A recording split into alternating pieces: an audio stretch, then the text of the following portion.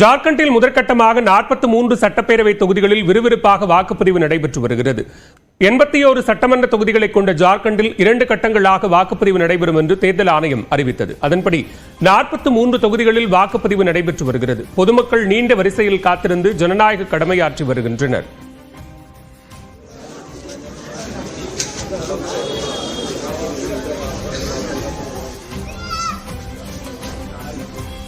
ராஞ்சியில் தேர்தல் அதிகாரிகள் மேளம் அடித்து வாக்காளர்களை உற்சாகமாக வரவேற்றனர்.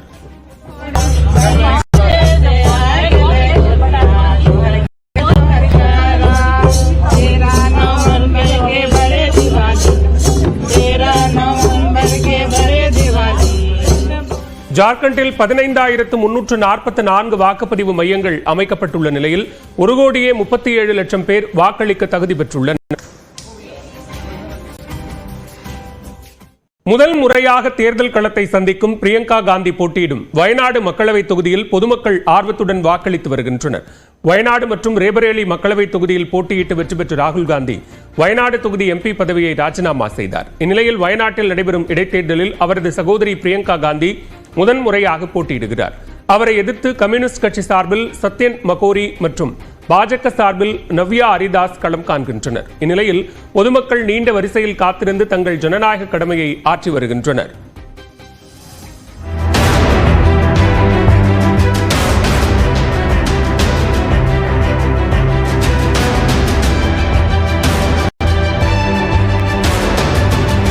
வயநாட்டில் தனது வாக்கினை செலுத்திய பாஜக வேட்பாளர் நவ்யா ஹரிதாஸ் பணம், மது கொடுத்து வாக்காளர்களை கவர காங்கிரஸ் முயற்சிப்பதாக குற்றம் சாட்டினார். 3 மாவட்டங்கள், 7 சட்டமன்ற தொகுதிகளை உள்ளடக்கிய வயநாடு மக்களவை தொகுதியில் சுமார் 14 லட்சம் பேர் வாக்களிக்க தகுதி பெற்றுள்ளனர்.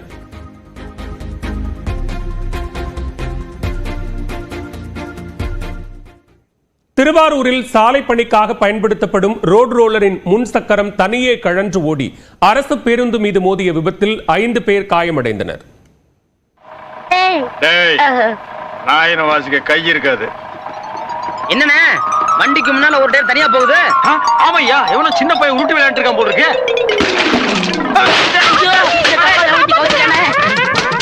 கரகாட்டக்காரன் படத்தில் வரும் இந்த காமெடி காட்சிகளை யாரும் எளிதில் மறந்துவிட முடியாது. இது போன்ற சம்பவம் ஒன்று திருவாரூரில் அரங்கேறியுள்ளது. ஆனால் சக்கரம்தான் கொஞ்சம் பெரியது. கழன்று வந்த சுமார் 8 டன் எடை கொண்ட ரோட் ரோலரின் முன் சக்கரம் மோதியதோ அரசு பேருந்தின் பக்கவாட்டில்.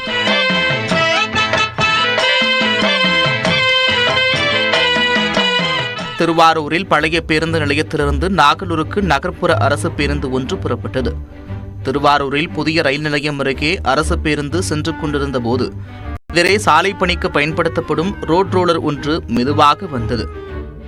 அப்போது திடீரென ரோட் ரோலரின் முன்சக்கரம் தனியே கழன்று ஓடியது. முன்சக்கரம் கழன்ற நிலையில் ரோட் ரோலர் பேருந்தின் பின்சக்கரம் அருகே பக்கவாட்டில் மோதியது.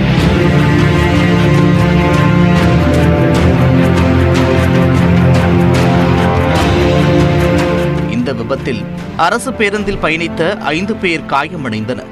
அருகே இருந்தவர்கள் அவர்களை மீட்டு ஆம்புலன்ஸ் மூலம் திருவாரூர் அரசு மருத்துவக் கல்லூரி மருத்துவமனைக்கு அனுப்பி வைத்தனர். இந்த விபத்தால் தஞ்சை புறவழிச்சாலையில் சிறிது நேரம் போக்குவரத்து நெரிசல் ஏற்பட்டது.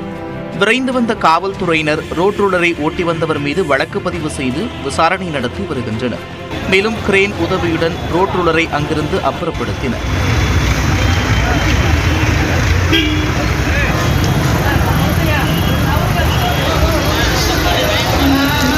பைக், கார் சக்கரங்கள் ஆங்காங்கே கழன்று ஓடுவது வாடிக்கைதான். ஆனால் ரோட் ரோலரின் சக்கரம் கழன்று ஓடிய சம்பவம் பேரதிர்ச்சியை ஏற்படுத்தியுள்ளது.